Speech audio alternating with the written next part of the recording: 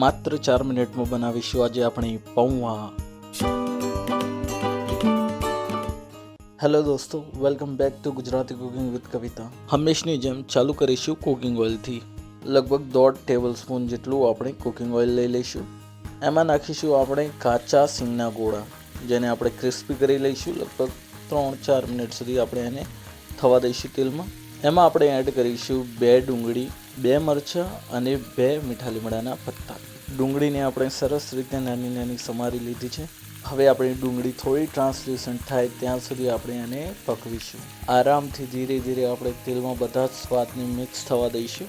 દોસ્તો, તમારે રાઈનો વઘાર કરવો હોય તો એ પણ તમે કરી શકો છો. પછી આપણે આપણા મસાલા એડ કરી દઈશું.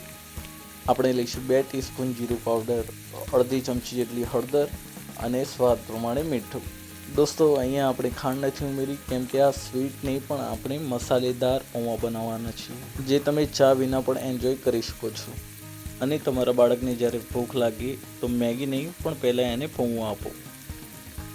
આપણા આ મસાલા સરસ રીતે જ્યારે ચડી જાય ત્યારબાદ આપણે એમાં પાવડર મરચું ઉમેરી લઈશું. અહીં મેં 1.5 ટીસ્પૂન મરચાંનો ઉપયોગ કરેલો છે. તમે તમને અનુકૂળ રહે એ રીતે મરચાંનો ઉપયોગ કરી શકો છો. ઓલરેડી આપણે લીલા મરચાં તો નાખેલા જ છે. જોઈ શકો છો મસાલાઓ સરસ રીતે ચડી રહ્યા છે. સાથે આની રંગત પણ એકદમ સરસ આવી છે. જે આપણી ડુંગળી હતી એ સાઇઝમાં નાની થઈ ગઈ છે અને એક પ્રકારે ગ્રેવી જેવું ટેક્સચર આનું આવી ગયું છે. દોસ્તો, તમને અમારી રેસિપીઝ કેવી લાગે છે તે અમને જણાવજો કોમેન્ટ્સમાં. અમારે માટે કોઈ સજેશન હોય એ પણ તમે જણાવી શકો છો. આ વિડીયોને લાઈક કરી દેજો અને આપણી ચેનલને સબસ્ક્રાઈબ કરવાનું તો ભૂલતા જ નહીં. બસ, તો હવે આપણા મસાલાનો બેઝ એકદમ રેડી છે. હવે આપણું જે મેઇન ઇન્ગ્રેડિયન્ટ છે જે કે ફેટન રાઈસ એટલે કે પૌવા, એ આપણે આ મસાલામાં એડ કરી દઈશું. દોસ્તો, પૌવા એક હલકો ખોરાક છે.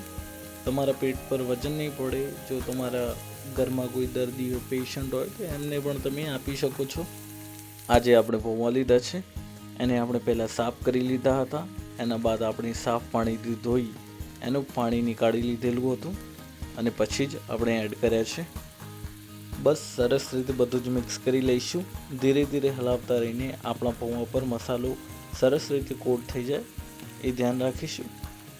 ગેસની ફ્લેમ આપણે મીડિયમ જ રાખી છે. હાઈ હીટ ઉપર નીચે પૌવા તળિયાને ચોંટી જશે તો મીડિયમ હીટ ઉપર રાખીને ધીરે ધીરે હલાવતા રહીશું.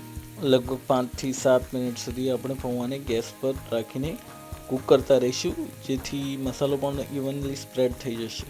બસ, આપણા પૌવા લગભગ રેડી છે. દોસ્તો, આ એક હેસલ ફ્રી રેસિપી છે અને મિનિમલ ઇન્ગ્રીડિયન્ટ્સનો આપણે યુઝ કરેલો છે. સ્ટુડન્ટ્સ કે બિગિનર્સ પણ આ રેસિપીને એકદમ ઇઝીલી બનાવી શકે છે. તો ચોક્કસથી તમે ટ્રાય કરજો આ અમારી રેસિપી.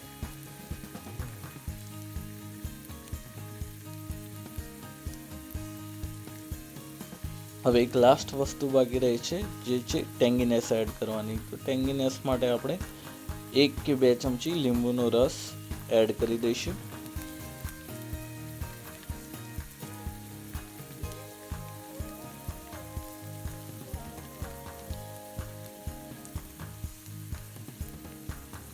અને લાસ્ટમાં હવે આપણે મરચાંથી ગાર્નિશ કરી લઈશું. તૈયાર છે આપણી પૌવાની રેસિપી.